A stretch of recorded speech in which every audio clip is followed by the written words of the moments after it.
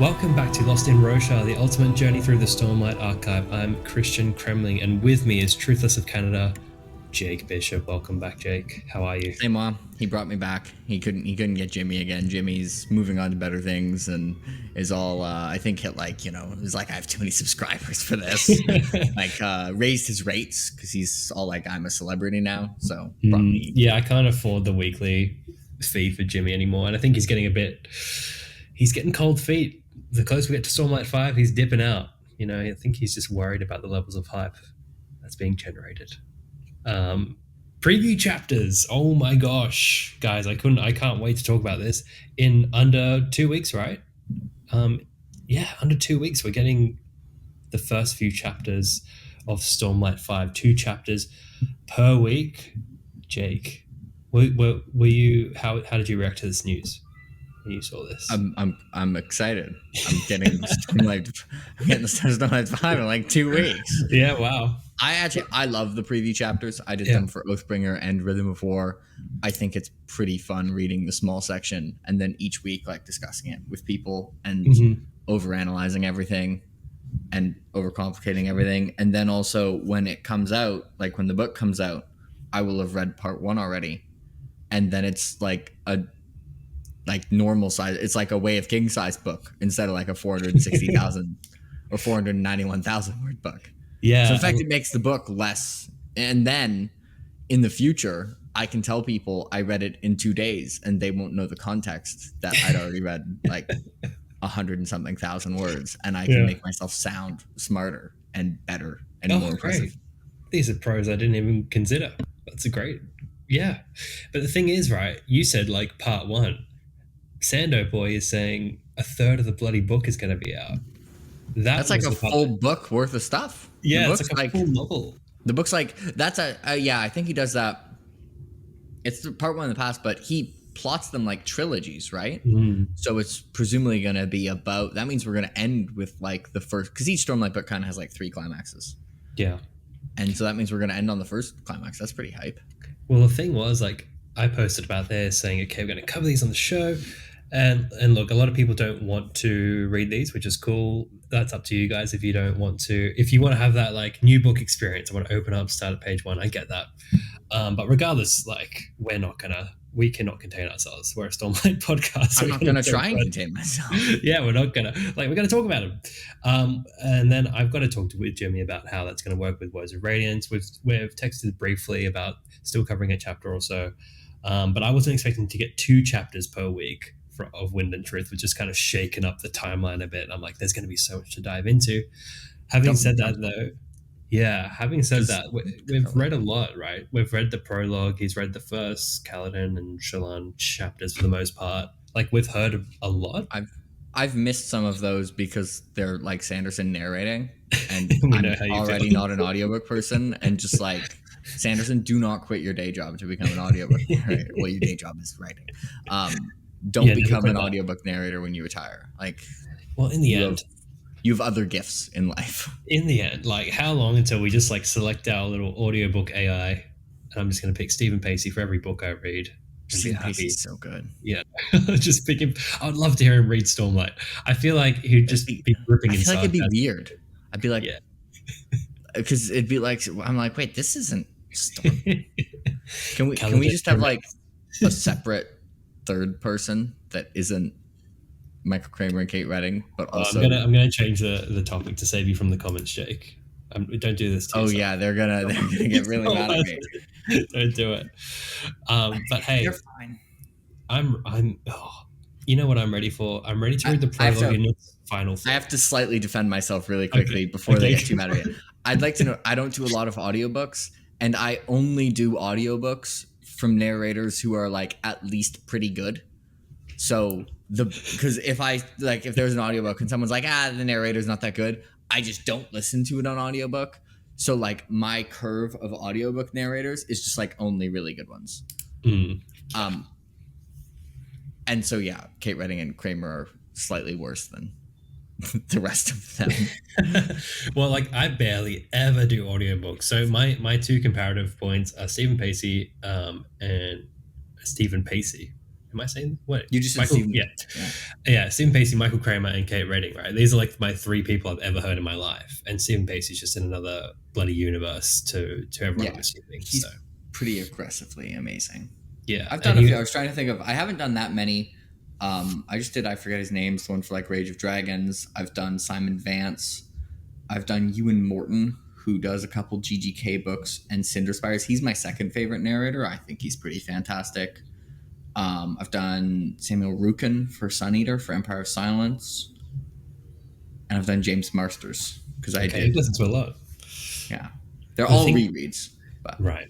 The thing is, like, there are pros and cons to a great narrator because with the first law, the characters are so vivid for me if it's ever adapted. Like, if I don't hear that, I read it first in my head. Did you? Okay. Yeah, but still, I don't know. It's just so iconic. Some voices, whereas like Michael Kramer. It's like, yeah, this is an audiobook. It's so separate to me. But anyway, look, guys, chapters are coming. We're excited. And I'm guessing, actually, now that we're on that topic, I remember for Rhythm of War, he released the audiobook at the same time, right? On his YouTube channel for the chapters. Yeah. Yeah, so I guess we'll hear it as well. Well, I won't. Yeah, Jake, right? I'll hear it in like 4 years when I do an audio reread of Wind and Tree. I know exactly what I'm going to do. I'm going to go to that website. I'm going to copy and paste the chapter. I'm going to click Control F. Oh, don't even say this. Cremlings. Control F Cremlings. Control F Heralds. Control F. What else am I looking for? Violet blood is important. Control F Heralds isn't going to work. They don't.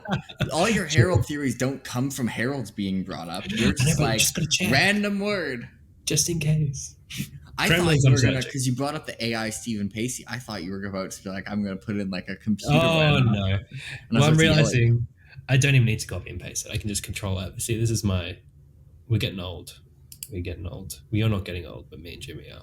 Actually, everyone is getting old, literally, at every moment. All of you. Yes, all heading in the same sad direction. Yeah. Anyway, we're all dying. So now that we've all had a mini existential crisis, let's have a look at the poll of the week. And we looked at who would be the ultimate stars in the ultimate Stormlight Archive buddy cop movie.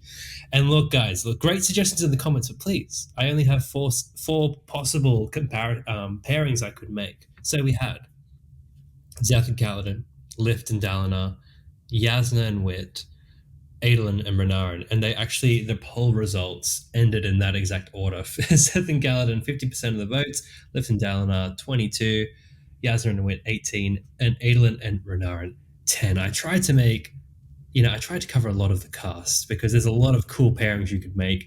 Having said that, though, people in the comments mentioning Kaladin and Adolin as a solid buddy cop movie, it's like, of course, they're awesome. I was just like, pick between these four. In my head, I wasn't like, you tried to pick the best four possible, so I just picked my favorite of those four. Yeah, there's like, no matter what I do with this poll, someone's like, well, how did you not include this option? It's just like I'm asking to choose between these four options. Yeah. Kaladin and Zeth. Yeah. I mean, we got the guy who spent like 4 books trying to figure out how we can find a source of like what is right. Meanwhile, we have got the guys like, I just followed a rock for like years. Like, I don't know what to tell you, bro. I feel like Kaladin's broodiness and Zeth's insanity is just a funny combo. It is a pretty good combo. I feel like they're going to talk about things and Zeth is going to say things and Kaladin's just going to do like a double take. Like, they've interacted so little that I just can't wait to read those chapters.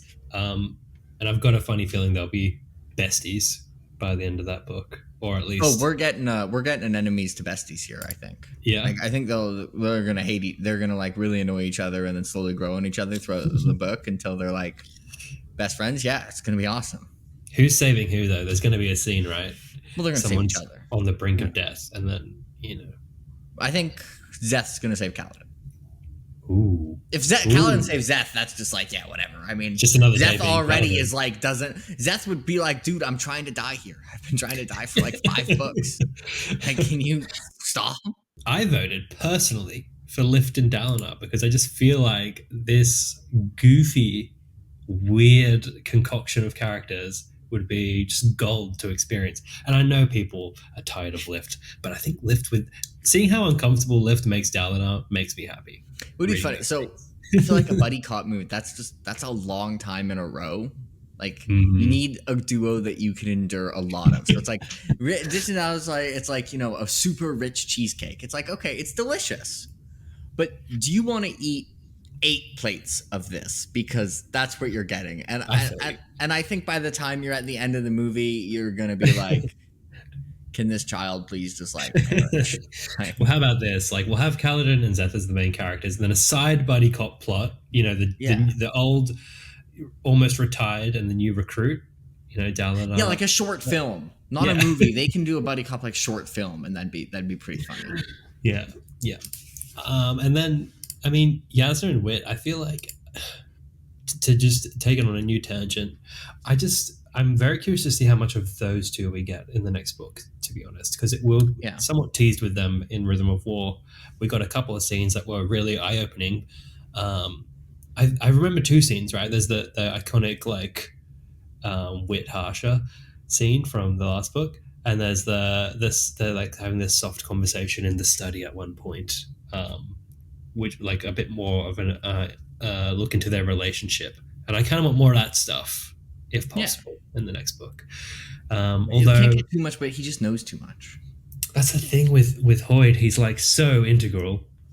I feel like that would be one of the hardest people for Sando to write, especially in Stormlight. Like how much, because there's such a big story that's going on with Hoyd. How much can you tell of that? Yeah, you have to be careful you don't give us too much, right?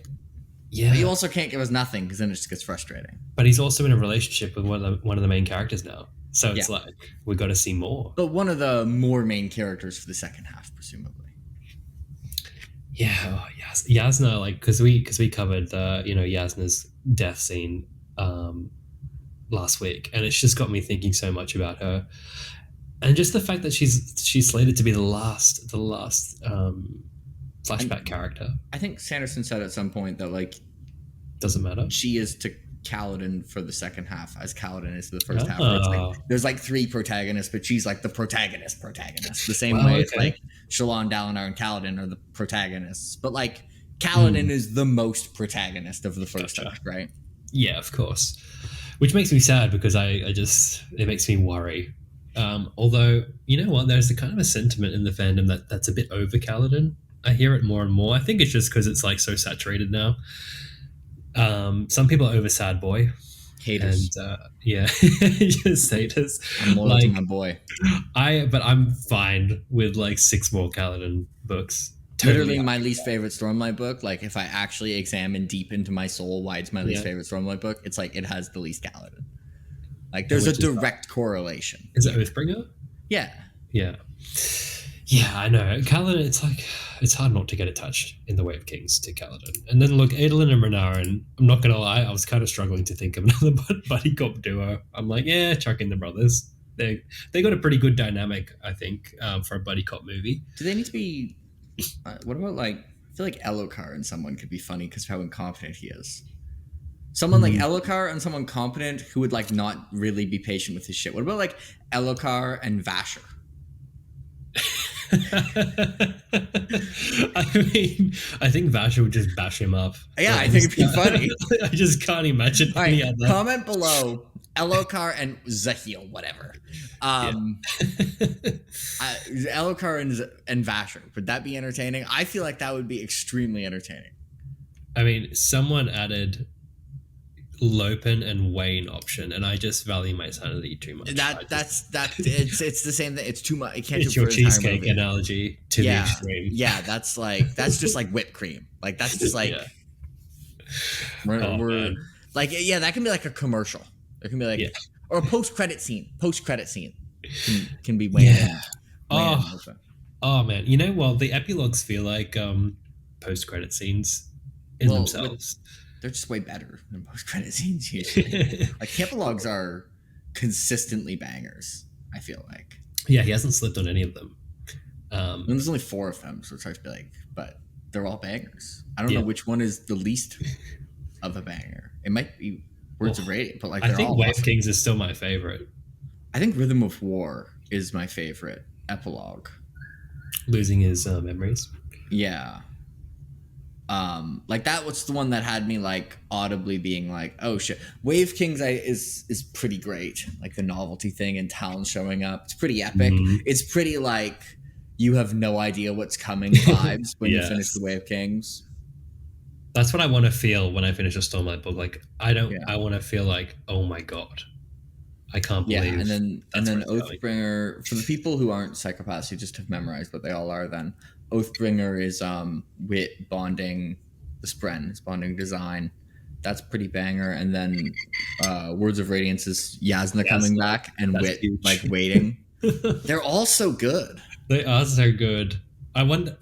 Well, like I've theorized, it's just going to be two cremlings watching Roshar fall into dust. Okay, stop it. Like, that is not going to be the final section. They're going to fist bump their little cremling feet and just go, "We did it." They're actually behind everything. Yeah. They orchestrated it all. It's going to be like, you know how the Song of Ice and Fire, it's like the master plan? You're going to come up with the Kremling master plan theory. Yeah. And it's just whatever result happens, this is the trick to master plan theories. Step 1, see the result that happened. Step 2, say, this clearly was the plan because it's the Kremler master plan. Yeah. Step 3, go, why did they plan for this incredibly specific outcome? Yeah. And work from there. You know what's going to happen, Jake? It's like people who follow the show for years to come will see your skeptical days in the early parts of the podcast, and by episode whatever it is, you're going to be like, right there with me, even further far gone. Maybe I'll. You think you're gonna bring me down? You're gonna bring me to your level? Yeah, I am. I think no. We'll see. Yeah, book 7. I need you to come up with theories because my brain just doesn't go to the places that you're able to go. Like if I try and read these and come up with theories on my own, they're not there. What I need to hear your theories and then work off those. This is why it's a good team up because. We actually get somewhere. I'm not just spouting nonsense. You're the brainstorming and like the creativity, and then I couldn't do that brainstorming part, and then I'm like, no. It's good. And narrow it down. It's good. It's what I need. Otherwise, everyone's a Kremling or a Herald. There's no in between. Can any of the Kremlings be Heralds also? See, now that's a question I haven't asked yet, and I feel stupid that I haven't, because surely. I mean, I don't see. There's actually a new theory. It's going to end with a new oath pact, and it's all going to be like the Kremlin. It's all going to be Kremlings who swear the oath pact, and they're just going to like not have pain receptors, so they're immune to the torture, so it lasts forever. I can't believe, I was going to say I can't believe I haven't run this joke into the ground, but I think I have run this joke into the ground. I'm just like, I'm Wait, you thought I was joking about the Kremling oath pact? And it makes too much sense. How could it not end that way? Now that kind of dedication I want to see, Jake. Thank you. Yeah, I mean, why don't we just inverse the whole story and have all the main characters as Kremlings and all the Kremlings as humans? See, that's another option. Anyway, I'm going to stop. We've got to move on. Okay. We've Chapter 9. Yeah, we're walking the grave. We're going to visit Kaladin. What we have been doing is reading Navani's journal first, so I will read that. Or do you want to read it, Jake? Do you want to read the... Sure. I'll read it. I got the book right in front of me. Open chapter 9. Nice. I wish to think that I had not been under Sorrow's thumb. I just said it wrong. I just read it badly. We're going to try that again. I wish to think that had I not been under Sorrow's thumb, I would have seen earlier the approaching dangers. Yet in all honesty, I'm not certain anything could have been done. Well, how are you going to know that Shallan's going to kill her mum, who's a herald, who will then break and then start the desolation? It's hard to know that. So, I'm not going to lie. I think Navani's journals are like some of the most underwhelming chapter epigraphs because they're just all vaguely hinting at really bad things happening. And I'm like, bro, this must be a bore. Like, if you read this all together as a journal, every page is just like, how could I have not seen this bad thing coming? You know, I had good reason to not see this bad thing coming. Man, the bad things coming. They were so bad.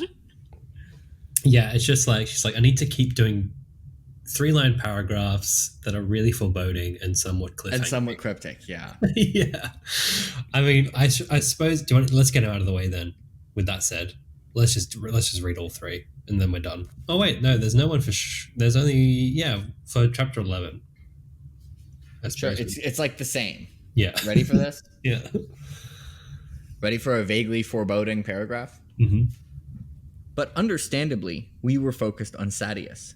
His betrayal was still fresh, and I sought signs each day as I passed empty barracks and grieving widows. We knew that Sadeas would not simply rest upon his slaughters in pride. More was coming. So, like, that one's kind of better, because that one, it's like, reminding you of, like, how impactful an event this was.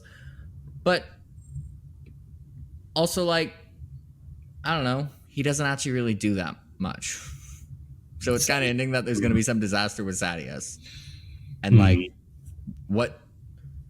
It kind of seems like it's writing in the past after there was some disaster with Sadeas. And I'm actually like, what disaster would cause this paragraph to be written? I mean, isn't she talking about the betrayal from the Way of Kings? That's what she's talking about. Yeah, but at the end, when it's like, I guess this is, we knew that Sadeas would not simply rest upon his slaughters in pride. More was coming. Like, what's... Is it, though? I think so. Yeah, he kind of does stuff. I mean... But, like, he kind of gets wrecked in this book and then dies. I mean... yeah. I mean... just... Sadeas does not have a good time in this book, but like I just took it as like, yeah, he was messing with us at the Way of Kings, but hey, guess what, guys? He's still gonna mess with us. And it's like, it feels like these are written like after the fact. So was like Navani writing that like we knew more was coming, and in her head as she's writing it, it's like, we were kind of wrong. Like, actually, dude fumbled. I mean, she should be a fiction writer because she's keeping me hooked. Like if I'm just reading this as a fictional book, but as a journal, she's really adding to the drama. But regardless, like pretty straightforward as always, with no death rattles or anything that we can extrapolate from. It's just, she doesn't have the aura that Taravangian has with his diagram. Not many people do. I love just like once his diagram epigraphs just become a series of numbers. That's my favorite. The diagram epigraphs are so good. Like, and like just like they're so all over the place. Like, they're so varied compared to Navani's journals. I feel like some of the epigraphs, the ones that are boring, they're just like all the same. But the diagram, it'll be like random string of numbers, and like, we didn't know what to do about this random side character, and then it's just like, I had to become king of everything. It's like, where the f- did that come from? The diagram is possibly the coolest thing in all of Stormlight. Just the fact he wrote it in all different languages and numbers and on any surface. It is like, hey, bro, Sanderson, you're rich. You have like your own man cave. Can you just have a room and like set it up as the diagram and do like a tour of it? I was thinking of that, like the set design of the diagram room would be amazing. It'd be so sick. No, it would be, I never even considered how sick that diagram room would be. We get to see the diagram room on TV. Yeah. Oh, when that happens. Bro, do you know how long I would pause that frame and just look at shit? That's what's gonna happen. I wouldn't even need to. The nerds would do it for me. I'm one of the nerds, but like the smarter nerds would do it for me. And I would just like, there'd be so much content. Yeah, straight onto Reddit. Someone will have it all done. Yeah, and they'd have it all. They'd figure that shit out way faster than like the diagram organization did. Like, the diagram organization is not going to compete with nerds on the internet. Like, that is one-sided matchup. That's how, I mean, I feel like we're all going to be drawing the diagram once these preview chapters come out. And it's going to age so poorly because we're going to make all these theories and within a chapter it's done. I still remember it was hilarious when everyone was reading the Oathbringer pre-release chapters and they were like, look, it's foreshadowing that Adolin is going to be like Odium's champion. And I was like, is it doing that? And then it was funny because then that didn't happen. And then in the Rhythm of War pre-release chapters, a couple of people were like, look, it's foreshadowing that Adolin is going to be Odium's champion. And I was like... People are still harping on about that, actually. I still hear that quite a lot. Like, no, he's like, yeah, he killed Sadeas, which was like, probably if you went to like an ethics professor and were like, hey, was this a morally upstanding thing to do? It'd be like, yeah, probably murder is bad. But like, it's like the murder is bad, but like, actually, how many characters in the Cosmere do we have who haven't done a more morally dubious thing than killing like we were Sadeas? talking about with oh no, it's a spoiler for another series, but there have been bloody deaths in other mainline series. Yeah, like Really, like, I feel like it's murdering Sadeas was like, you know, I know you know, at the end of Oathbringer where like the Adolin says he murdered Sadeas and everyone except Dalinar is kind of just like, had to be done. Like everyone's like, oh no. Anyway, like they're kind of like, you know, I see the vision you had. Yeah, I can see I'd get to that point. And then it keeps getting replicated everywhere. Oh, that was so cool. That was really cool, wasn't it? There's a lot of cool concepts that play out. The copycat murders, yeah. That's low key. I love when Sanderson does like magical glitches. He's so in his bag for Stormlight. Oh man, 100%. Alright, let's do this. By the way, I always forget to do this when Jake's on because Jimmy does this. We're reading chapters 9, 10, and 11 this week. We're doing a 3-for-1 special because the next Shallan chapter is like a page. Page and a half on the hardcover. Ooh, a page and a half. Actually, not even a page. That's short. It's really good, though. There's a lot to talk about. Yeah, there's honestly like more to talk about in that page and a third than there was in the Shallan chapters we did last time, arguably. Yeah, I agree. Every line can be like taken so far. Yeah. But all right, it's a quick summary. I'll summarize chapter 9, Walking the Grave, courtesy of the Coppermind. Kaladin leads the way down into the chasms, accompanied by Rock, Teft, Sigzil, Sil, and the 40 bridgemen from the reorganized crews who were chosen to practice spears under Teft's guidance and become future sergeants. Wow, that's a long sentence. Okay. Kaladin and Sil stroll off, debating the laws of physics, as you do, and Sil jokes about her ability to defy gravity. They discuss Dalinar's plan to refound the Night's Radiant, which Sil likes, and the mysterious countdown. Sil mentions dangerous red spren that she sees on occasion. Kaladin asks if there are other surge binders, and Sil says yes, and there are other spren of different types doing what she is, but that she is the only honest spren and that she defied the Stormpother to do so. Sil tells Kaladin to be what Dalinar is looking for, and he says that he'll try, despite his painful past. Rock interrupts them, praising Sil and offering to build a shrine dedicated to her. Rock says that Teft moved their training to a different spot, and says that the bridgemen are becoming less reticent. Kaladin agrees to allow Sigzil to do his testing now to determine the extent of Kaladin's abilities. Man, back in the chasms, dude. So, I'm just going to cut to, the bit that this is what the people want. Go for it. The pool in front of him glowed a deep violet. He'd noticed it earlier, but in the light of his sphere, it had been harder to see. Now in the dimness, the pool could reveal its eerie radiance. What the hell is going on with this pool? It's time for you to cook.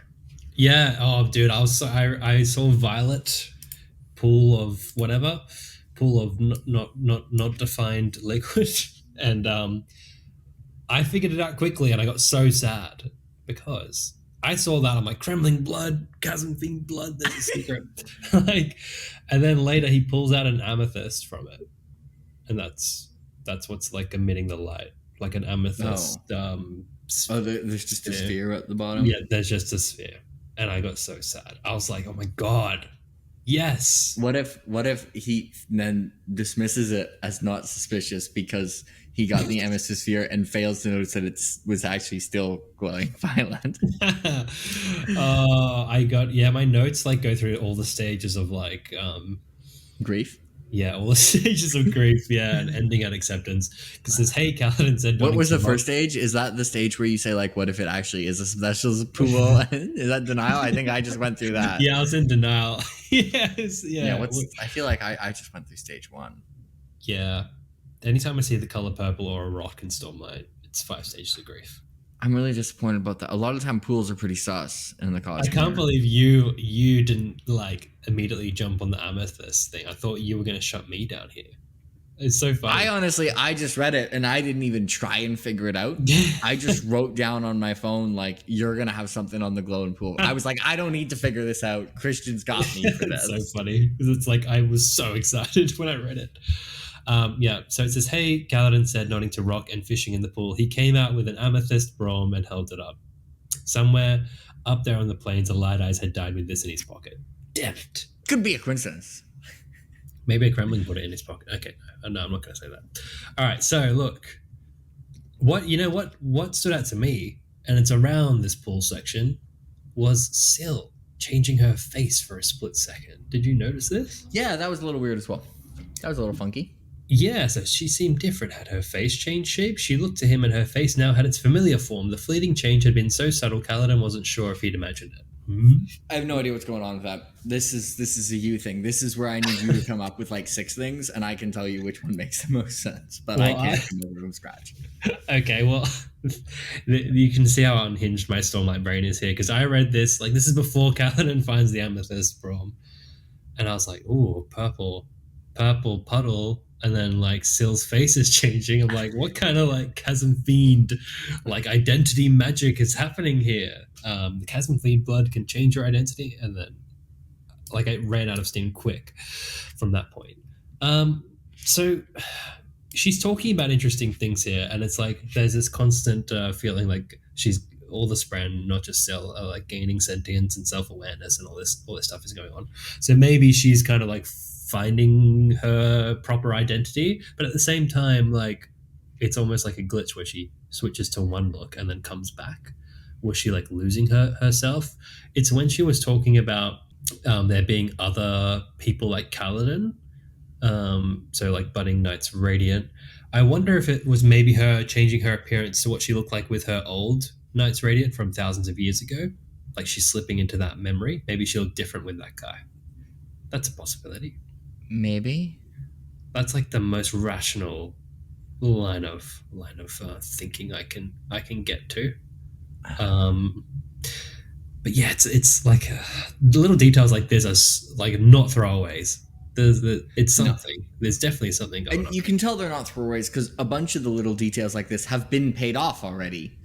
So we're like, okay, probably it's not that half of them have been paid off and like the other half are just there for no reason.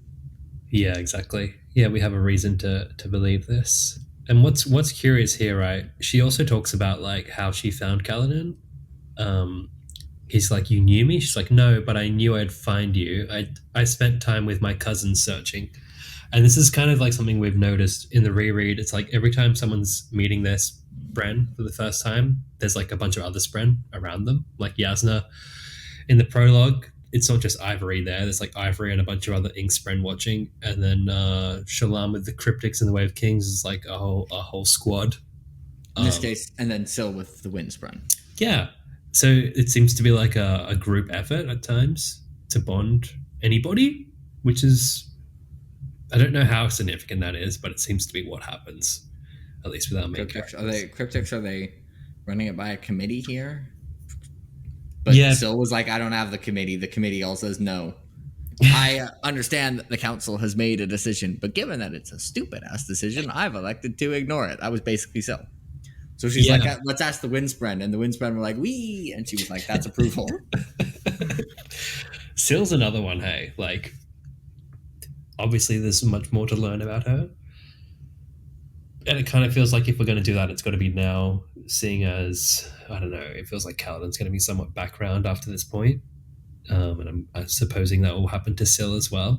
Like, her exact relationship with the Stormfather, like we do know quite a bit. I mean, we got to mention as an Oathbringer for sure in part 4 of like, you know, Kaladin being like, the ancient daughter is too young, like explain the contradiction, and then and so we have like some stuff, but did you hear the Storm Mother theory with Syl? No. Hit me with that. In broad strokes, mainly because I forget the details. Because we're always talking about Kaladin on a Child of Tanavast and all that stuff.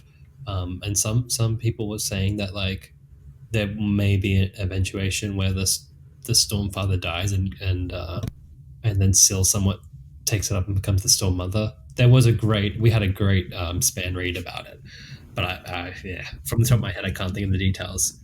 But that was a good line of thinking that and it manages to connect that with, that's why Kaladin is called Child of Tanavast. That's one of the mysteries I'm most like, we've got to get an answer to that. That's one where we've got to get for Stormlight 5. I so want to know why he's Child of Tanavast. As much as the answer I most want. Yeah, I think I'm with you. Like, as much as I want some of these mysteries to last into the second half, I also kind of want some new mysteries. Like, I don't want to be talking about Child of Tanavast well into my 40s. I feel like Child of Tanavast is an Arc 1 thing. Like, that doesn't feel like a 20 year. That doesn't feel like 15 years thing. That feels like a 6 months thing. And I guess with this whole line of talk with Syl and the Spran and everything, there's Rock, right, who can see the Spran. He comes from the Horneater Peaks. They like worship them to some degree. He's like, I'll build you a shrine.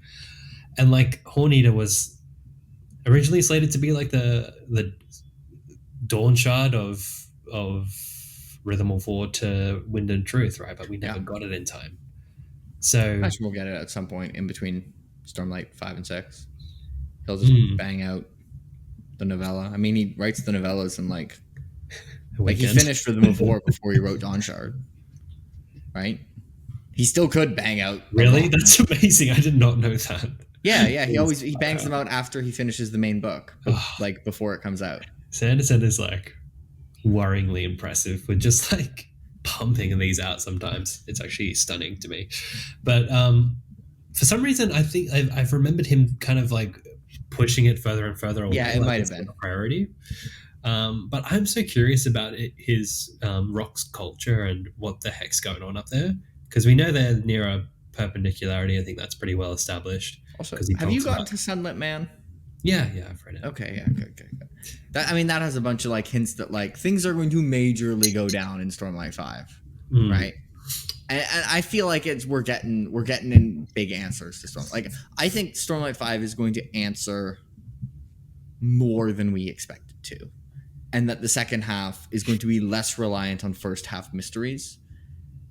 Because it feels weird to me for Sanderson to be like, yeah, he's going to set up all the mysteries like now, and then why split it into like 2 arcs? I feel like the second arc, he's going to have like new mysteries a lot. Yeah, I really hope that's the case. At the same time, still keep a few. You got to keep a few because the Way of Kings, like I mean, there'll still be a few. Like there'll be death rattles that we're just like, what the hell is this death rattle? Right, dude. Like the main ones. I don't think you can, because if you think of like Sanderson, I think if I had to pick like what is the thing he's the best at, it's like setting things up without you realizing that he was setting things up. We're only trying to figure out the things that we noticed him set up. There's going to be like another bunch of things that he's setting up that like we didn't even notice. Like Stormlight 5's got to have a lot of payoff. It's Stormlight 5. Like it's the end of an arc. Oh man, it's getting really exciting now. Like we're recording this on the 18th. I don't know if it's the 18th by you. It's somewhere around the 18th. So in like 10 days, man, we're right there. And I wonder if the prologue is going to change from the one he read literally years ago now, 2 years ago, almost 3 years ago, I think, ages ago, whenever it was. Yeah, if it went through edits. Yeah, like how much is edited? Because I know that I went down a theory train because there was a typo. And that's such a Christian thing to do. You needed me there for that one. Yeah, but he stated like a character was thinking about another character, and I'm like, why are they thinking about them? Okay, that's crazy. And then he's like, oh, sorry, I meant to write, insert name here. And I was like, oh damn. But there you go. I wonder how much will change. Yeah. So I just flipped the page to chapter 10, and I just noticed that the name of the chapter is like Red Carpet Once White. So we're just going with it's a metaphorically red carpet because death by shard blade, right? Like there was no actual bleeding. Why is the it guy's bleeding? The man is bleeding. What? This chapter. The man is bleeding. Doesn't it say? Because I'm pretty. You know what? I feel so stupid because that's such it was the man who bled. Okay, yeah. Yeah. But then how did he die? I got to remind myself of like how exactly the scuffle went down with this scene, which I was actually intending to do. I believe we get it right at the end of like it's like the last chapter, isn't it? Yeah. We fully see what happened here. So I guess let's talk about it. Okay, quick, very quick summary for a very quick chapter. Is the way this works is I actually just start reading the chapter and you stop me every time you have 17 theories about a sentence? I mean, actually, that's probably the best way to do it, I think, because it's so short. Let's do that. The world ended and Shallan was to blame. Stop right there, Jake. We'll continue in 20 minutes. We have things to talk about. And I'm sure all the listeners knew that. Can see where this is going? Oh, guys, the world ended and Shallan was to blame. I mean, talking about Sanderson setting things up that we didn't know he was setting up. I wonder how many people clued into this line in 2014, right? Did anybody? Were you reading this then? This is when you started, right? Around this time? Yeah. I mean, you say if anyone clued into this, you act like it's a conclusion, like it's already a done thing that this is alluding to Shallan killing her mom, who was a herald, which ended the Oath Pact and allowed the Voidbringers to come back. It's absolutely possible that this was just like the world metaphorically ended and it's Shallan's world ended. And what a shame if that is the case. What a shame. How dare you? How dare you propose I'm just like, we should not act like it's a foregone conclusion. Like, the people in 2014, I wonder if they missed this obviously correct conclusion. Jake, this is my only time that I can talk about this without anyone being able to prove me wrong. Okay, I have to say, of all the chapters where Shallan's mom might be a herald, this is the chapters where Shallan's mom the most might be a herald. Yeah. I will grant you that. Yeah. Which herald? Which herald? Dustbringer, yeah. Okay, look. And you know what? I looked at the chapter arch that we spoke about last time you were on, that you said, never really paid attention too much to those. And I looked up if it was Chanarach. It's not. It's Vedel. The Herald's Vedel. And if you look into the Herald Vedel, which I'm about to do right now, she was, excuse me, she was an edge dancer. So it's about healing. And each chapter heading, the heralds are chosen specifically to represent, I don't know, an aspect of the chapter. So it's interesting that they pick an edge dancer who's known for healing for this chapter. Not exactly the fit that I'd be like, other than it's like, if it's like Shallan really needed a therapist for this chapter, healing. It's like maybe this was like the beginning of like Shallan's, trauma and healing process. To some degree, you could view it like that. Well, I feel like this wasn't the beginning of the healing process. This was beginning of needing a healing. Yeah, sorry, that's what I meant. But I suppose if you put Chanarach in the chapter, then it's arch, too obvious that Shallan's mom is the Dustbringer Herald. Yeah. And everyone would just immediately come to that conclusion and it would give it away. Because they'd be like, that random arch that the dude who read this 8 times didn't pay attention to, that has the Herald that's going to be a flashback chapter later. And really, this Herald basically picked by process of elimination. For which I feel like you wanted Shallan's mom to be a herald, and then it was like, which one? And then only the Dustbringer made sense. Not like, I think there's this connection that Shallan's mom is that accurate? Well, there's more reasons why it's Chanarach. I mean, one is like they look quite similar. Have you seen? It just kind of, it's the only one that makes sense. Like all the others, the other 9. You're right. It's more like a process of elimination. It's not because she's a Dustbringer, hey. But I'm sure you can take anything to make it work for your theory. Like, give me 5 minutes and I'll say why it has to be a Dustbringer. But it's just all sake for a fun discussion, right? But the thing is, if I give you 5 minutes, can you say why it has to be one of the other orders?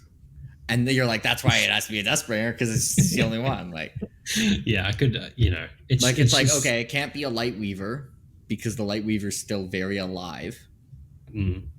So like, it has to be one who theoretically could be. Yeah, because we've seen a bunch of heralds, right? So it has to be one of them that's not around.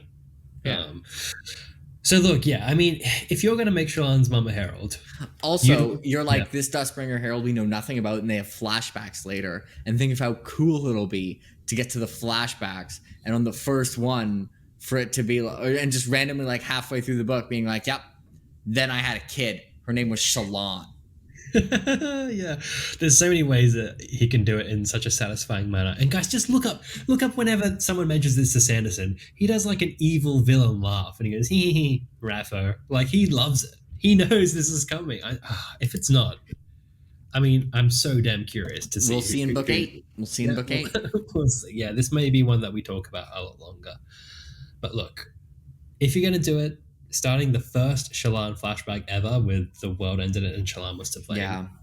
I have to tell you, if you were to like graph my belief in this theory over time, reading this chapter and talking about is the highest that percentage has ever been in percent confidence. Like, it's still like, it's lower than you've ever been at the lowest moment for this.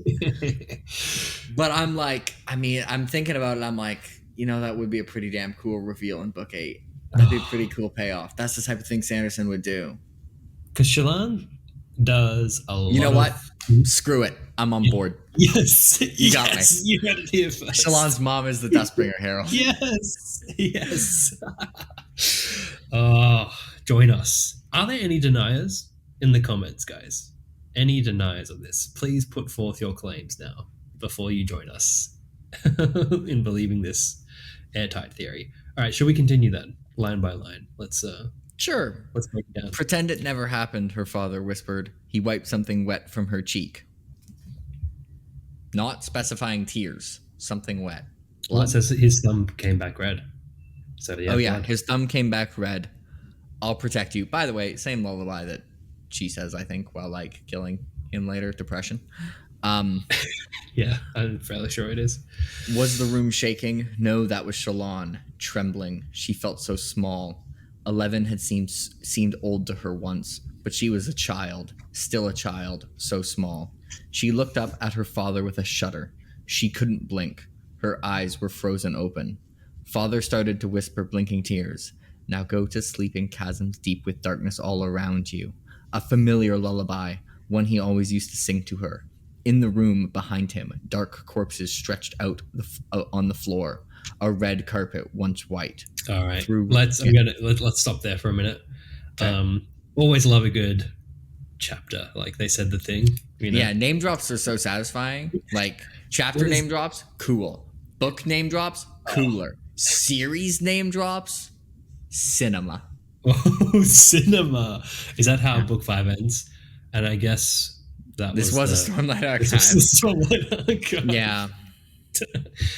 Hey, should we let's and I know you've reread more recently, but let's refresh our memories on like who this other person was in the room with Shallan. Should we just like go to the last Shallan flashback? So like from my recollection of this event, it's like her mum is freaking out that Shallan is like light weaving and showing potential signs of a Knight's Radiant, which is so in line with all the heralds going crazy and like hating the return of the Radiants to some degree. Okay, right? so Ishtar told her that if the Radiants come back, the Desolations are going to come back. Okay, I have a follow-up question.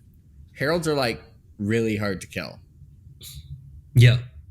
Shallan just like killed this one? Yeah, she killed her, and then Mum teleports to Braze to be tortured. Okay, and then immediately pops back, and then we do a little desolation. Okay, I see the vision. Yeah. Yeah, I thought that too, right? Because I'm like, how can you like just kill Mum with a shard blade or whatever? Which loophole potential. If you're the child of a herald, I wager that you have some, weird, powers. Maybe if it's a family member stabbing you, it hurts more. I don't know. There's got to be something there. I mean, it feels likely. Okay, so while we're bringing this up, like, if we had to guess the number, how many of kids do the heralds have total? Probably. Like, there's no way it's one, right? Like, they've been around for 4,000 years. Like, I feel like you've got to have like, more than one of them has kids. Yeah. I'd say you're right. There's probably a few. So like, others. if I feel like they're not actually like, I don't know if you get special powers from being the kid of a herald. Like, oh man, when I was deep into this theory, Sanderson did comment on like heralds having kids and what that meant. Like, there is. Let me do some. We do a little Googling. Yeah, a little Google here. If I have to edit this, I will. All right, so here we go. A few little things. Is it possible for heralds to have children? Brandon Sanderson says, yes, asterisk, and didn't elaborate. Well, then there's the evidence, guys. Yes, asterisk, which means there are terms and conditions to this thing, right? I mean, that does, if you're going to say, like, being the child of a herald does mean it's kind of, like, different in some way. That is a promising answer for you. For Team Insanity's having a good day today, except for the puddle in the last chapter. Team Insanity. Yeah. That I feel like was me being a bad influence on you. Where like you saw it, and instead of just cooking, you were like, let's actually see if there's some other explanation. That's my role. What's Yeah. the point of having me here if you're gonna do that? All right. Well, having a bit more of a scroll, I just looked up like heralds and children on the words of Brandon. That's about the most interesting one I could sort of find. But yeah. I mean, there might be little herald kids running around in the series that we don't know about. Maybe right under our noses. But I think if there's going to be one, it's Shallan. But hey, did we figure out who this other guy was? Yeah, I'm trying to find on the Coppermind. I went to look at the last Shallan chapter, but I forgot it gets revealed when Shallan makes her confront her past. So it's going to just be one of the last Shallan chapters. Okay, yeah. Okay. It just says Shallan's look at the corpses of her mother and her mother's friend, which, if her mother is the Dustbringer Herald, is immensely more suspicious. And it talks about how her mother tried to kill Shallan when she learned what Shallan could do. Shallan speaks of how her father took the blame for Shallan killing her mother in self-defense and how it destroyed their family. And that Pattern says Shallan will get revenge and kill Pattern. Gee, I wonder why he's sure of that. Shallan says she doesn't want revenge. She wants her family. Okay. Her mother's friend. That's not that useful of an answer. Well, it says the associate is likely a Skybreaker acolyte with whom Shallan's mother had quote-unquote intimate contact. With the citation of Oathbringer chapter 40, and is possibly named Dreader, but neither fact has been explicitly confirmed. And just knowing me and how long I've spent trying to like slam dunk this theory, yeah, I don't think there's much more than that, because there's this whole connection with Halaran and the sky. Like the Devars themselves are immensely sus in like 17 ways. Yeah, exactly right. So we have her brother, who was like directly recruited by Nail and the Skybreakers. So there's that interest in their family. Then there's the Ghostblood interest in that family, with Lynn being a member of the Ghostbloods as well. And then there's the whole freaky, weird magic going on with all of her siblings. Like, don't get me started on Nan Balat and his, Kremling hatred arc. But look, they're all doing funky stuff. And Sanderson said there's a magical influence over Nan Balat and potentially the whole household. I will say it does. I'm giving you way too much. I'm giving you too much credit this episode. What's going on? I've gone soft. If Shallan's mom's friend was like a part of the Skybreakers and like connected to that order, then he would have like been pro killing Shallan once they found that Shallan was radiant, because Nail is 100%. The most active at actively trying to kill people with radiant powers. That's a great point. Which one didn't break any laws? No, but you don't need to, because Nail just like is killing cobblers on a Sunday morning. Yeah, but he finds laws that they broke. Like for the cobbler, he's like, you stole something like 40 years ago, so death. So he pretends, but I'm assuming this person probably just like, if they're a Skybreaker, just takes it a little less seriously than Nail does. Yeah, right. Well, okay. Oh, these are great points we're making. This makes me very happy. But hey, look, another thing. Oh, what was I going to say? I had something good. But you distracted me with the great Skybreaker point, which is very cool too.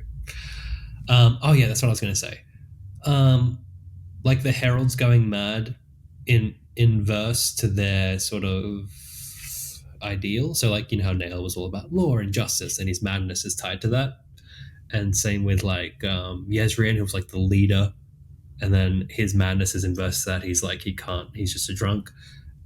Most obvious one is Shalash, Herald of Beauty and stuff, and she just destroys all depictions of herself. Like everything flips to some degree. So what would be the flip for Chanrach as a Dustbringer? What would be that madness, Do we know what she was specifically called the Heralds of? Because the term Dustbringer was an invention. Like, she wasn't the Dustbringer Heralds, because the Heralds came before the Radiants, right? It was after. She would have been called like something, the Herald of something. Herald of the Common Man is what Chanrach. Now she's a noble. I don't know. She raised Shallan, who's like the least common man protagonist that I'm going to get to for some lines in the next chapter. Oh, dude. Yeah, right. They really stood out like a sore thumb. But yeah, so did she just have to raise a pompous, annoying family to like undo the common man patronage? Interesting. Man. Okay, so As a herald, Chanarach is immortal and capable of returning from death, only though at the cost of a desolation. She was a capable fighter and wielded an honor blade that made her a surge binder, blah, blah, blah, blah, blah, granting her the surges of division and abrasion. She had discarded her blade, however, leaving her without surge binding. Perhaps due to her power over abrasion, Chanarach is known for being incredibly fast, as fleet beating her in a foot race is considered a noteworthy achievement. Interesting. Note that the source for that story might have been that Hoyd made it up, but whatever. Yeah, but or it's like yes. I took it as like a common story spread among people in Roshar. I'm just gonna say I like, as much as I'd love to be like Fleet, real person, because I love the Fleet story. Like I love that chapter. Like that was Kaladin making things up and Hoyd running with it, and also could just be like trying to make him sound like the fastest person ever. So is the fastest then. Who are these people the most impressed by? Heralds. I don't know. Right. Hey, how many Devar siblings there are? Are they 4 or 3? How many what? There's Devar siblings. Shallan, Nambalat, Helaran, Shallan. Oh, there's another one. Who am I forgetting? Okay, there's Gambling Dude, Skybreaker Dude, Shallan. Yeah. Is Gambling Dude also pull things, Kremling murdery dude? I think Gambling. No, that's different. That's there was I think those are different dudes. Right, because it says she's Chanarach is associated with the number 3, Chach. So I was like, ooh. So how unhinged would it be for me to be like, okay, there's a footnote, and when it says Herald of the Common Man 1, and it says in the notes that that's from chapter 4 of Rhythm of War, how unhinged would it be for me to go open chapter 4 of Rhythm of War? That's literally what I do when I'm making theories. Like, you look at the citation on the Common Mind, but then you read that chapter. Okay, but how unhinged would it for me to do while we're talking in episode? I mean, you have full permission, Jake. I can reach Rhythm of War from where I'm sitting. You do you. This is why I got the ebooks, because it's so quick for me to quickly pull up those kinds of chapters. Well, I'm not standing in close enough to my Kobo, even though I technically have it on my phone. Her divine attributes of brave and being brave and obedient. So the opposite of brave, like cowardly, obedient, disobedient. Is this her like going off the rails, saying we've got to get rid of the radiance? Potentially, that could be her madness connected to that. This is a later Jake problem. Okay. She's believed to be fine and reputable. Okay, it's pretty vague. There's not too much info on Shallan's mom, the Herald Chanarach. Okay, like, I don't know if we keep going through the chapter. I've got a couple more things I highlighted though. Like if we don't. Okay, so I just want to say, like, not from a theory crafting thing. Yeah. The part of the chapter that's like, father gathered her into his arms and she felt her skin squirming. No, this affection wasn't right. A monster should not be held in love. A monster who killed, who murdered. No, it's just pretty good faking. Because it's like the first time you read it, you assume that she's calling her dad the monster, and then you think her dad killed her mom, like the entire book.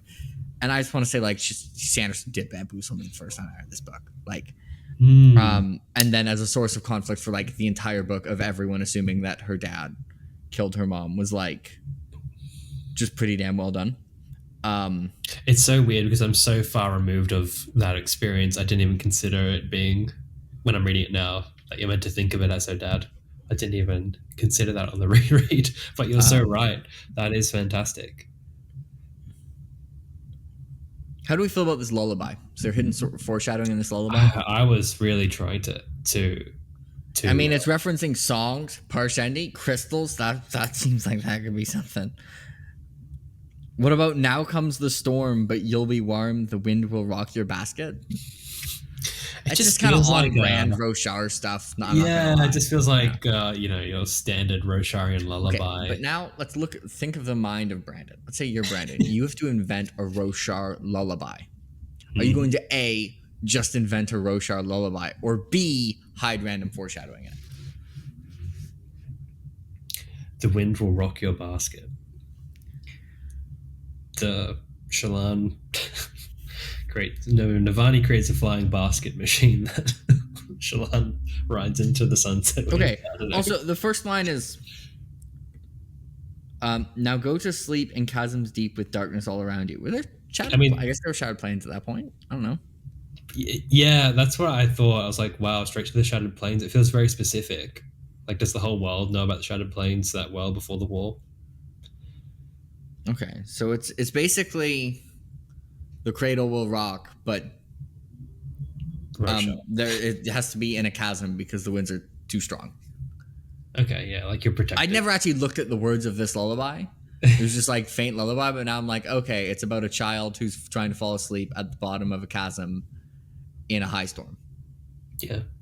But also, I just want to say, whoever wrote this has never been in a chasm at the bottom of the high storm, because we've seen not an environment associated with sleep.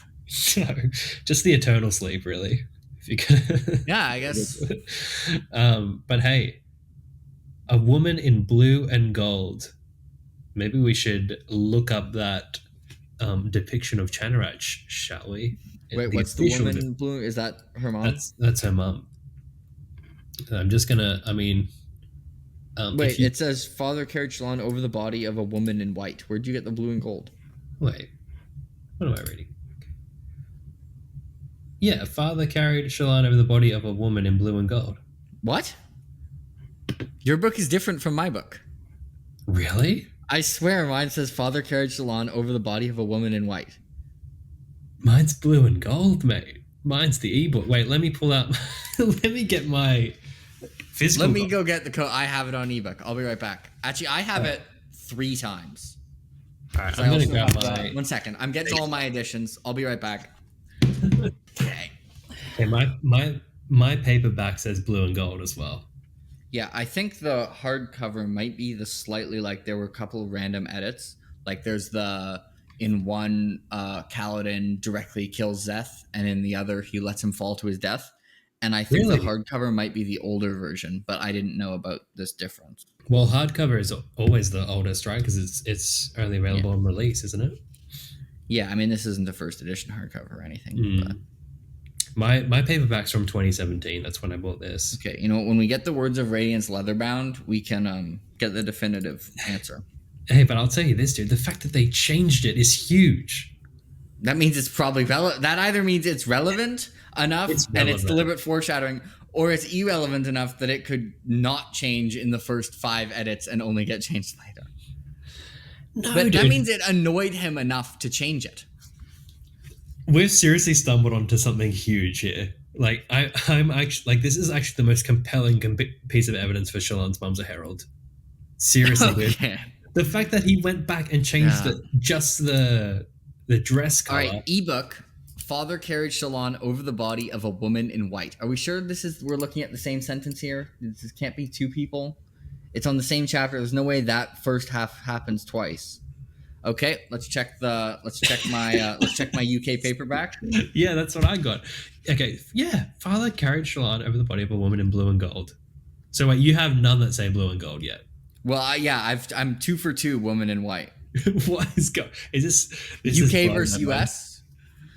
Wait, why would they not go blue and there? It's like, this is too American. The American readers can't handle it. Oh, yeah, blue and gold. These Americans can't handle 2 Father colors. carried Shallan over the body of a woman in blue and gold.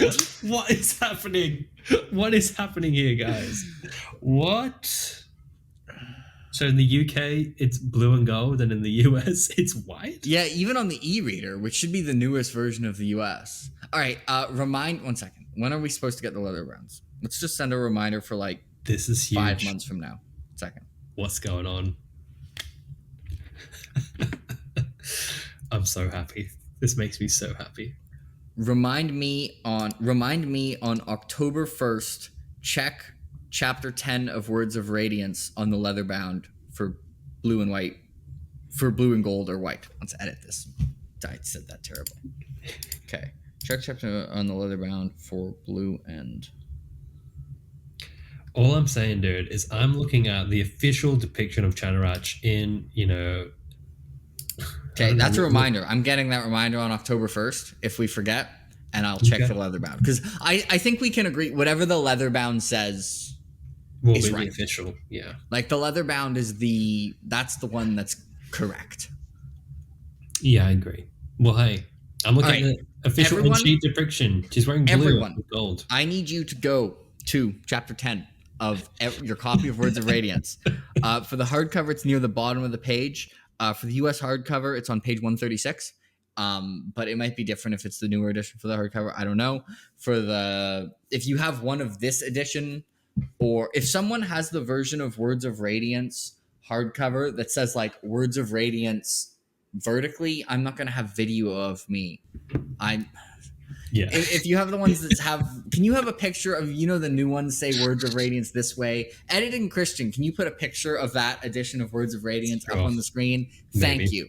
If you have that, or like the US mass market paperback, or like the US trade paperback, I need you to go check and see if it says in white or in blue and gold. Thank you. The greatest discovery on Lost in Roshar. Right here, guys. You heard it here. Let's crowdsource this. But yeah, like I said, in the end sheet, she's wearing blue with gold accents. I think that's kind of significant. Or she's wearing white. Maybe. Anyway, she couldn't see the horrible eyes, suggesting they're burnt out from a shard blade, right? Which, if we're rolling with this, shows that heralds can be killed by a simple shard blade, just like everyone else. But, they obviously respawn in hell. Then we talk about Father's strongbox, the classic strongbox. It glowed brightly, light screaming from the cracks around the closed door. A monster was inside. And we're rolling with this is just testament. I assume so. Because often she refers to that as having her mother's soul in it, which, if you want to get real unhinged, like, it reminds me of when they trap Yezrian in the gemstone. It does, yeah. And I was like, did Lynn trap a herald's soul? I was thinking of like the daggers to trap souls, but then I was like, that's not Stormlight. That's like a thing that we ran into in my D&D campaign, so that doesn't work. I think it is testament, and it's Shallan's funky memory, or just like trauma playing a thing. I wonder what the audiobook says. I've got the audiobook if you want me to check. Yeah, do you want to do chapter 10 real quick? I'm going to do it because we're down the rabbit hole so bad. Yeah, that's so true. All right, let's get it. Yeah, I don't have Words of Radiance on audio, so I don't know. I'm going to get it. I'll have to cut this out. For copyright? Okay, I won't comment on anything until it's done. What? What is happening? What? So for those who don't, audiobook, Woman in White. I think before this, Christian might have thought that I was just lying, and this was an elaborate troll in the very back of his mind. Yeah. Which, by the way, would be hilarious if I actually was doing that and I was just making this up, like pre-planned. But no, it's a real thing. God, that makes me sad. You know why I'm so sad? Because Kate Redding got the wrong version of the book, and that's just incompetence. How sad is now? I want to know, like, when you get, did you get the Words of Radiance Leatherbound, or are you waiting on me for this? No, I bought it as well. Yeah. Okay. Yeah. Whoever gets it first, we have to go straight to chapter 10. That's all I care about. Yeah. I'm gonna get like a little Sharpie and be like blue and you're gonna email Dragonsteel like, yeah, actually, you sent me the wrong one, because Shallan's mom is clearly a herald, so should be wearing blue and gold. But on chapter 10, she's wearing white, and that's just not right. Like, this is clearly a mistake. Also, by the way, so if we're being real, this means that your position is that the lady who is secretly the herald always walks around in her herald colors. Yeah. Oh, yeah. They're all cartoon characters. They're like Bart Simpson. Same outfit forever. I don't know. I don't know, Snail man. is black. Is there just going to be like weird disparities between the UK and US edition? It's that, but like, why? Well, there was one I know of, like, and it's how the end of the Kaladin versus Seth fight ends. Really? That seems a lot more significant than what we're talking about. But yeah, there's one I keep meaning to check, because there's a graphic audio in Way of Kings of, I keep meaning to check this is Way of Kings, but the chapter where Kaladin is in the chasms on my hardcover at the end. It has like he's doing like the kata, and it was just him in the wind. He fought with her and she laughed. But the graphic audio cuts out the he fought with her and she laughed. It was just him in the wind. This bothers me. I'm kind of curious. Next time I reread it, I need to have multiple editions open at the same time. I'm gonna have the US and UK just flipping my pages simultaneously, like an absolute madman. That's like if it went like Song of Ice and Fire, like 10 modes without a release. How many years would it be before you get to the point where you are reading the entire books in multiple editions to find disparities where Sanderson made edits, and then you use that as hints towards the newer one being him foreshadowing a theory? I mean, I hope it doesn't get to that point, but it's not out of the realm of possibility. But also, knowing you would make it fit the theory you wanted, and if the older one fit your theory, you'd be like, Sanderson must have been like, this is just too obvious, I have to change it. Hey man, people are here for me to back my theories till the death. They don't want to hear. Like if the leather bound is in white, you're going to be like, well, it was just clearly too obvious. Like, so Sanderson changed it because if she was wearing blue and gold, she's wearing blue and gold. That actually is a pretty good. And she changed it. Bro, I think you've converted me. I think I'm on board. I'm sorry, that's a really weird thing to change. That is a weird thing to change. Because it suggests it's important, right? Like, it's such an irrelevant detail if it's not foreshadowing. But why haven't you guys got the change? I wonder if you buy a Stormlight Archive book now. That's why I want to know the people with the Words of Radiance with like the I want to know for the leather, because the leatherbound is definitively the newest edition. Are you going to Barnes and Noble after this? No. One of the commenters will get me. There's an army of nerds here. Do you know how many people right now? Well, not right now because that's not how time works. But like while listening to this, are like either they're listening in the background at work and they're like, okay, I need to remember to check this when I get home, or they're watching it at home and they just brought out their copy and they're commenting like, mine says blue and gold and it's like the US hardcover that's like vertical down the spine, or I have the trade paperback for Words of Radiance, and it was like the original trade paperback for the US edition, and it says white. I just love that, this hobby. How funny would it be if this was a precursor for the black and blue / white and gold dress, and if it was black and blue / white and gold? It's got 3 of the 4 colors needed for this. It's got blue, gold, and white, but no blue, no black. What a throwback. I just love that, like, this silly little show is getting people to bust open their copy of Words of Radiance and check for the color of a dress. Bro, it kind of does feel like originally it was woman in white, and then he was like, I could add some foreshadowing here. Quite enough. So does that mean we need to read all the chapters on the podcast from now on? Yeah, sentence by sentence. Yeah. I think so. Jimmy's not going to be happy about that, is he? No. I mean, I don't know who wouldn't be excited about this, though. I feel like we've stumbled onto bloody gold here. I wonder if the Coppermine knows about this. I've been searching, dude. There's nothing. No one's talking about it. No one noticed this difference? No. I don't think so. Like, people talk about colors and what colors signify in the Cosmere, but no one's noticed this disparity before. Because I feel like there's got to be just like somewhere someone has to have gotten all the changes and just listed them.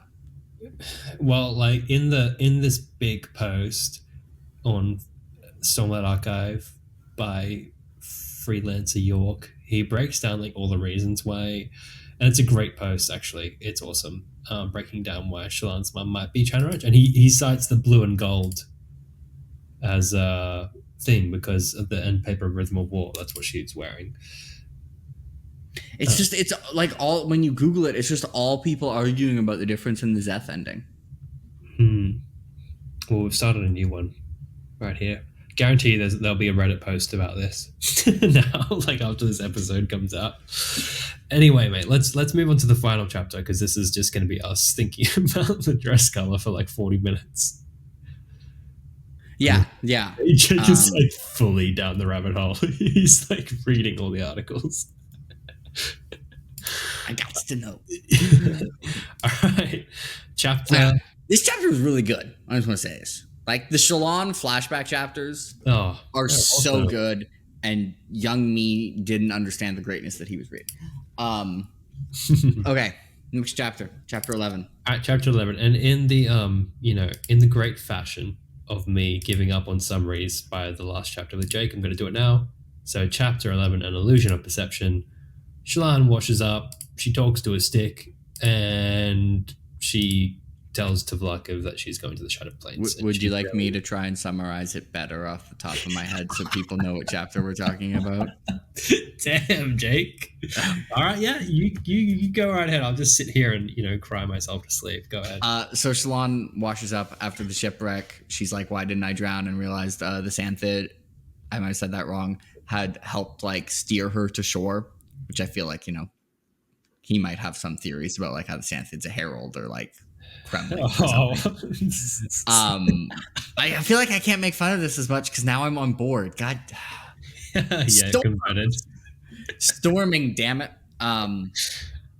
She's all like, I don't know how to make a fire. I'm glad she didn't randomly know how to make a fire, because if she randomly knew how to make a fire, I'd be like, bro, making a fire in the wilderness is hard.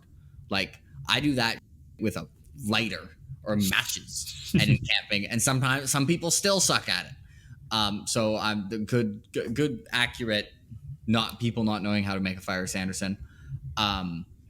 So she tries to soul cast a stick into fire, and it became the most memed scene in the Stormlight Archive for some reason. It was pretty funny, I'm not gonna lie. And then she starts randomly walking and runs into the same slavers that had Kaladin and took Kaladin to the Shattered Plains. And she has a nap, and then she wakes up and she's like, Yasna told me that power is just perception, so I'm just gonna start ordering them around. And then it worked. And I'm like, I think both of you have somewhat dubious ideas of how this would work for people who aren't light eyes. And that maybe like, one of the people who thinks this, I would like to, see Yasna test this theory in the body of like a random dark-eyed lady. Yeah. Because I think if she was a random dark-eyed lady, they would have done the enslaving. Yeah. Oh man, the whole paragraph of like Shallan considering like slaves and everything is so uncomfortable. Yes. So I think an aspect of humanity that Sanderson is consistently very good at capturing is that people are much better at noticing when their demographic hinders them. This is even me as a demographic that is massively benefit. Like, you notice when it's like, I kind of got screwed over here, way more than when you notice it helps you. And this is actually an example of how like a thought process people have, where it's like they think of this random edge case where like it could actually slightly be worse to be a light eyes, because her chances of just being executed are like ever so slightly moderately higher, maybe, probably not. Actually, if there was a statistical study on it, it would probably be like, actually, no, a dark eyes is way more likely to be killed. But what would happen is they wouldn't formally execute them. They'd just be like, you're not useful as a slave. Murder. But like, that's what she thinks of. She thinks of the one like most extreme edge case where her being a light eyes is like, would be a hindrance, and focuses on that. Anyway, Shallan is not. It actually would be extremely ironic if Shallan was the child of the Herald of the Common Man. Like in these chapters are back to back.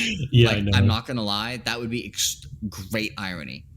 And also I think Yasna, who I think is less delusional than Shallan in almost every way, also his perspective is extremely skewed on this, because like, you're the daughter of the king. You think maybe that like, do you want to grant the possibility that if some people it would not have as much success as you, like you would still like, if you did a group project, you'd end up in charge no matter who you are. But just like in some situations, do we want to maybe grant like being the daughter and then sister of the king, like has pretty substantial, hasn't given you a big impact on that. And also you're in a world where whether someone is nobility and you'll get in trouble for like executing them is like visually obvious. Yeah, I mean, Shallan just like, especially in these moments, just comes across as like incredibly out of touch, like to such an uncomfortable degree. And she is, and it's partly because she's lived a very naive life. Like she's completely out of touch with the whole class struggle thing. And I think you actually see that with like even as she is having her like I can do it moment. Like as a retail worker, I'm like, oh, she'd be such an annoying customer. Like she's being so annoying. Where she couldn't actually like the offer. They're like, we could just take you like this city, and she's not even just like, yes, then I can connect to my resources from there. Like she's like, no, take me straight to the Shattered Plains. Like immediately doesn't even consider how much she might be inconvenient. And also she says like, oh, you know, the wealth, it won't be a problem. Like objectively, she's probably right, but she at no point thinks to herself like, you know, I don't actually know if that's the case. Like just, I think it gets slept on by people who only read the Stormlight Archive one time that Shallan is just not a good person. I've been on this train for a long time. Really interesting character. I think that makes her a more interesting character because I think you don't notice that she's not a good person as much because she doesn't think about it. Which is like probably a lot of people are not good people and they don't notice they're not good people. Like in a similar way Shallan does. But like when you start actively looking at it, she's just very self-centered. She just doesn't consider the consequences of her actions to people around her extremely consistently and is just not a thoughtful person. Yeah, that's the thing of like reading any sort of fiction in somebody's head. You're constrained to their perception of themselves and the world. And oftentimes, people aren't really checking themselves, are they? I like how like sometimes like people write people who are obviously not bad people, and you know Sanderson does this too, obviously everyone does, and sometimes it's like it's meant to be immediately obvious that they're not a bad person and that they're like completely divorced from reality. I like how like kind of subtly like you just slowly over time, I mean maybe some people noticed it instantly and they're just read it better than I did, but I like very like slowly over time just kept being like, wait, is she just like not a good person like at all, like in not even like not in the like Dalinar, who's a worse person, like genocide, murdered a bunch of people, did individual really bad things, but just like moment by moment is just like this would be a really not good person to be friends with. That's interesting. Like, yeah, I mean, I think it makes her a more interesting character. Like, I actually think if Shallan was a good person, her character's not that interesting. It's like traumatized person dealing with this. I think it's like her not being just an inconsiderate person and not noticing that she's an inconsiderate person, because you have to be considerate to notice that you're inconsiderate, right? I mean, I'm sure she's just justifying this as like, I have to survive, like everyone's dead. No, I don't even think she does that. So I don't even think she realized she's done anything wrong. Like I think she doesn't even think about it. Like Kaladin thinks about it, right? Yeah. Like when Kaladin it's an entire thing he does. It annoys people. Dalinar thinks about it. Dalinar thinks all the time of like, he overanalyzes the crap out of himself. Like I do. I'm like, wait, not to the same degree because I didn't murder anyone, but like, I'm like, wait, shit, was that bad that I did that? Yeah, same. But Shallan just doesn't do it.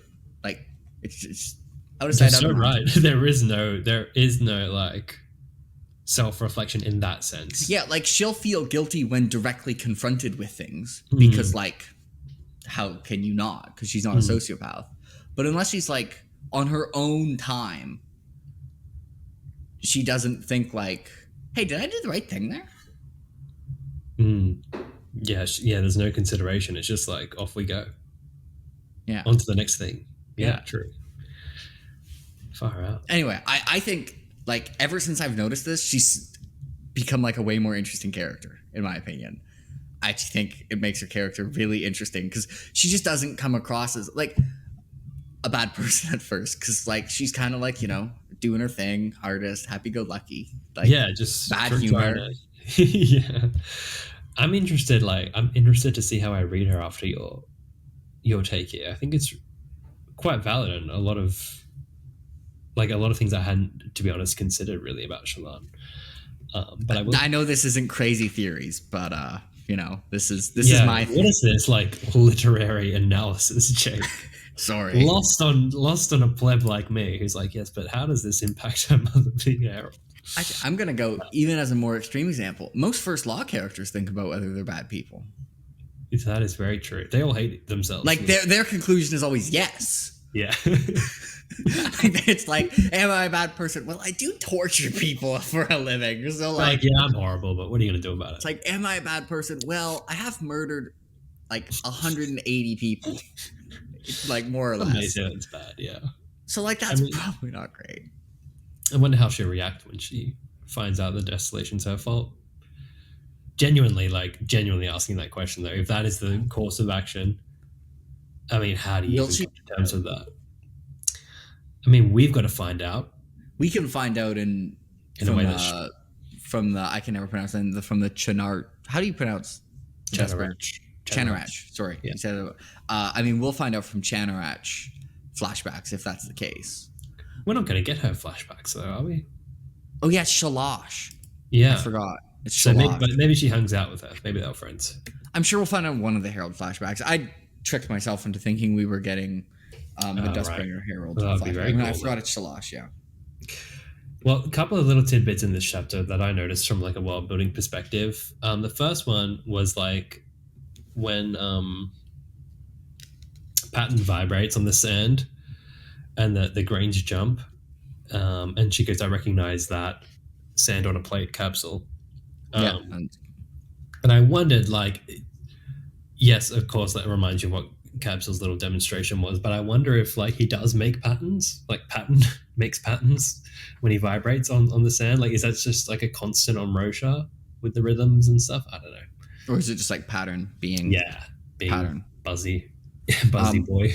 Also, I mean, we were talking a bit ago for like the soul casting last time of like how deeply you enter Shadesmar, and here it's I think pretty overt that like when you do it the soul casting way, like your body is not entering the Shadesmar the same way it does if like you go in a perpendicular. Yes, that was very clear.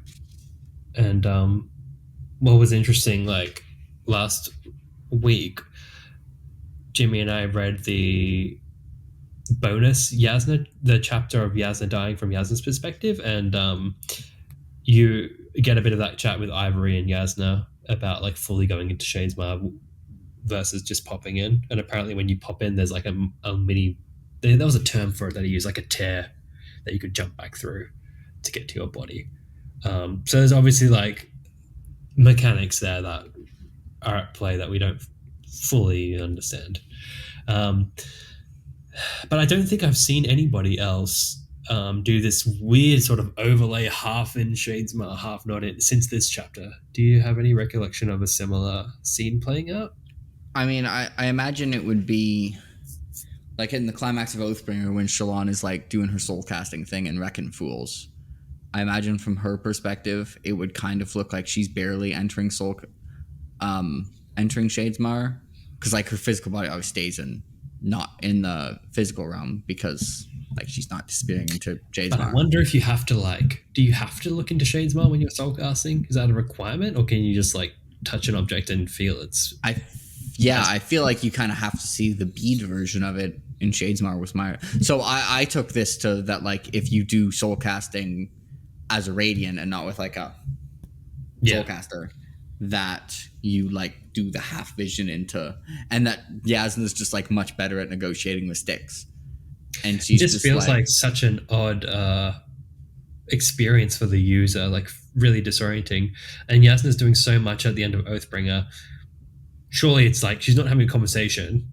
I mean, Radiant powers being disorienting. Like, have you seen Wind Running or Gravity Changes? But that's more like I feel like it's like, I can understand that to some degree. I feel like it's just like, you practice, and then when you practiced, it's just like you're used to it at that point, But it's like, how Shallan's having these really lengthy conversations.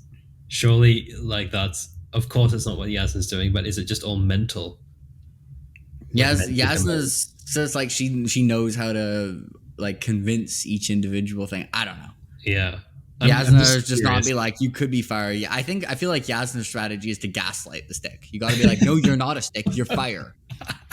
And the stick's like, I am fire? Yes, you're fire. And the stick's, I am fire. And then, I want the stick scene written like I want like like social experiment, just having Stormlight characters walk up to the stick and see who's able to Who can convince it? It's like a Stormlight reality TV show. Who can convince?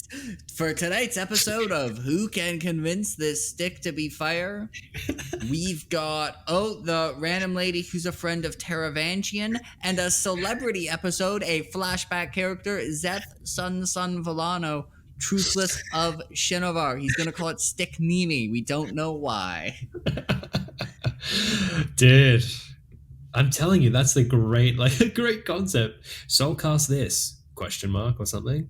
Presented by Can Adolin. you soulcast it? Fake applause. I'm telling you. And then, after the "Can you soulcast" intro, it goes shows the person their backstory. Today's contestant, Zeth Sun Villano, known as the Assassin in White to some, went on multiple murderous rampages, and fighting multiple shardbearers was not a problem. He's allegedly trained with every honor blade, so theoretically should have practiced with the surge of soul casting. We're gonna see if that practice pays off now, and if it's like riding a bike or if you lose it. He's not a fan of stones, but can he deal with stones? Can he get back at that stone by turning it into fire?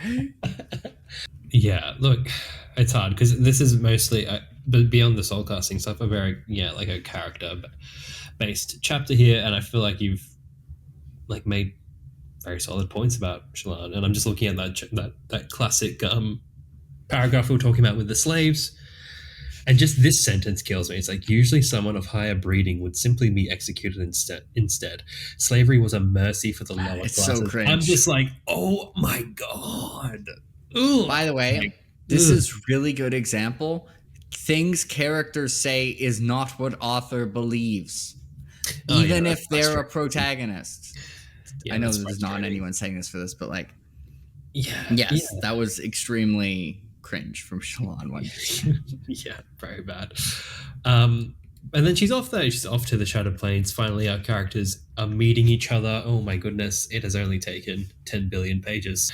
But hey, I'm gonna throw in a Spanreed because this is just gonna be a long episode. I don't care at this point. It's just a long episode. I'm leaning into it. Okay.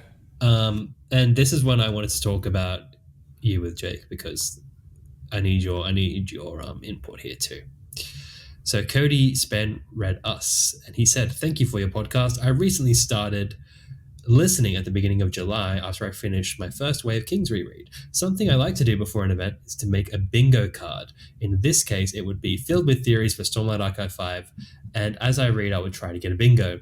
Since chapters will start to get released at the end of the month, I think now would be a good time to make one. Cheers, Cody. I think this is a good idea." And I wanted to... it is a lot of work, but this is why I'm outsourcing it.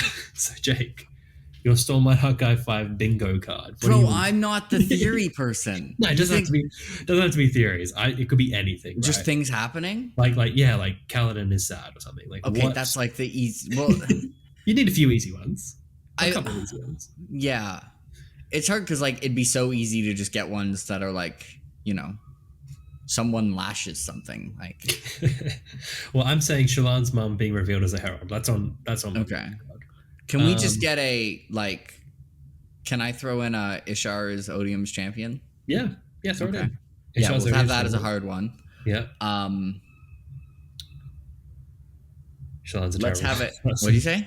Shallan being a terrible person. Just not a terrible person. I feel like just a normal, inconsiderate person. Yeah. Where it's just that'll hit. I'll tell you. That'll hit. Does Seth step on a stone?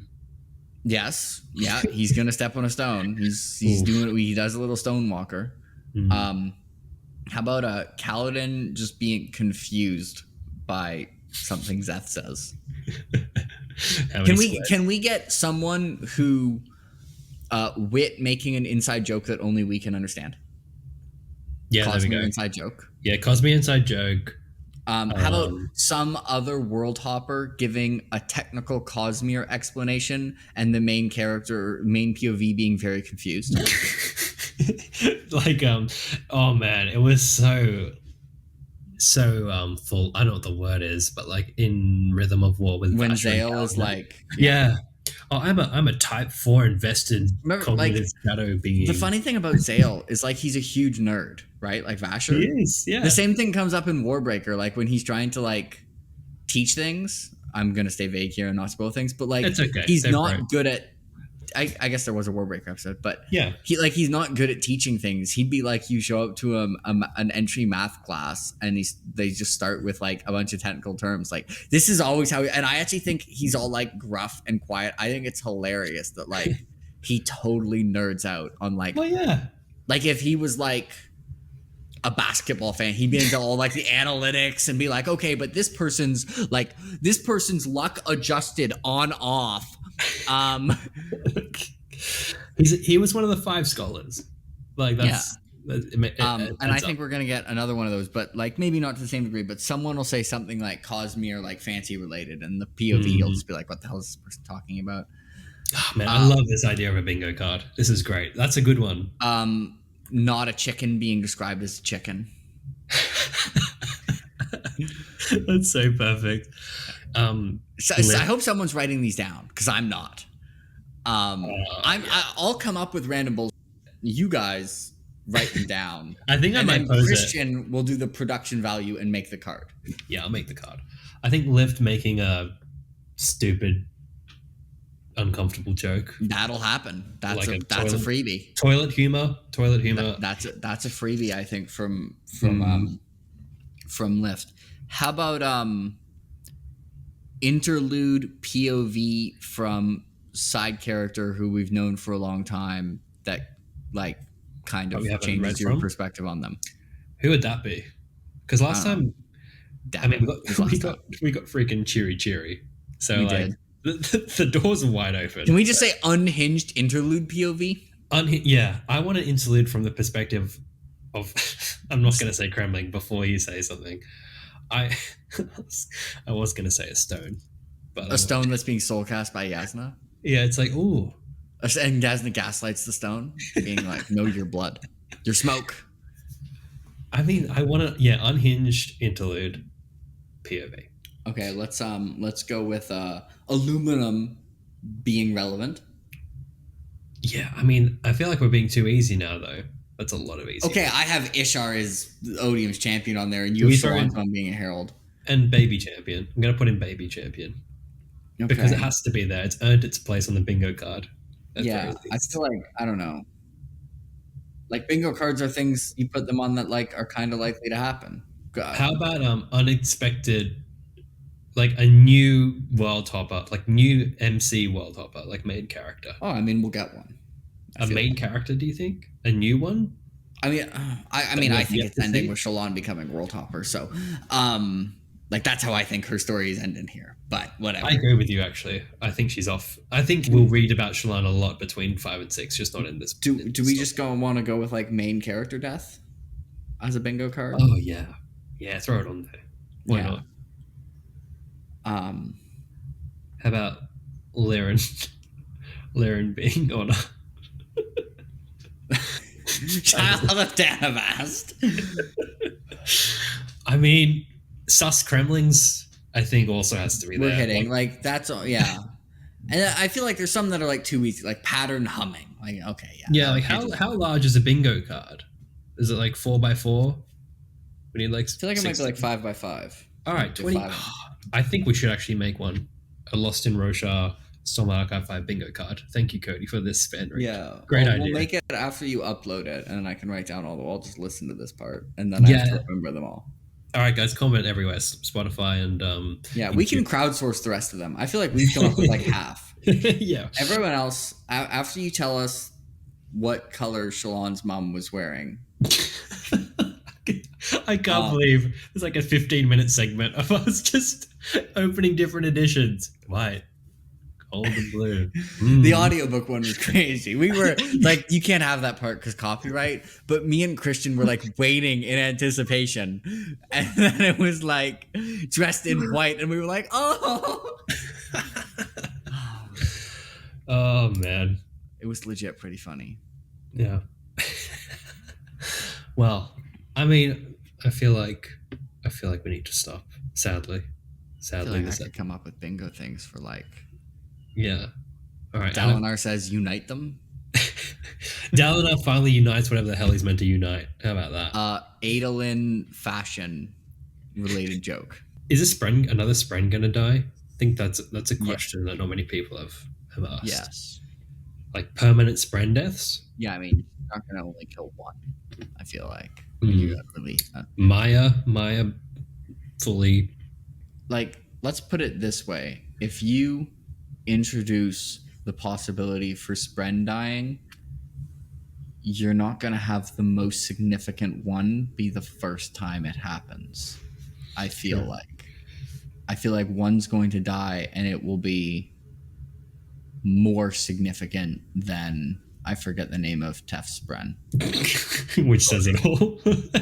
I'm actually just bad at names. Like, I could tell you things about Tef's Spren. I remember liking his Spren quite a lot, but his Spren's great. Either. I was very sad. Yeah. When Spren died. Are we gonna get Maya gets resurrected and becomes? I think we will. I think she'll be. Okay. Yeah. Is that on the bingo card? Yeah, throw that on. All right. I'm going to wrap it up. Okay. Are you going to throw a Gavinor's Odium's champion on there? Yes. Okay. Well, I'll just say baby champion. So then there's a bit of leeway. So we can't have that in the same row as Ishar's Odium's champion because they're mutually exclusive. Maybe we can, we have them all and we just shuffle them around for different people. It means you can't get, if they're both on one row and you have everything. You just never I will take this like far too seriously than I need to, and it will be perfectly balanced, maybe. Anyway, guys, thank you for accompanying us on this episode of Lost in Roshar. Remember, the most important chapter a man can read is the next one. We'll see you next time as we jump into chapter 12 and the first interlude chapter of Eshonai. If you enjoyed this episode of the podcast, be sure to leave us a review on whatever platform you listen on. If you have feedback, questions, or theories, Spanreed us at lostinroshar@gmail.com. Jake, thanks once again for being truthless. I'm here. They named me Truthless. Guys, last thing, please keep those safe hands covered. We'll see you next time.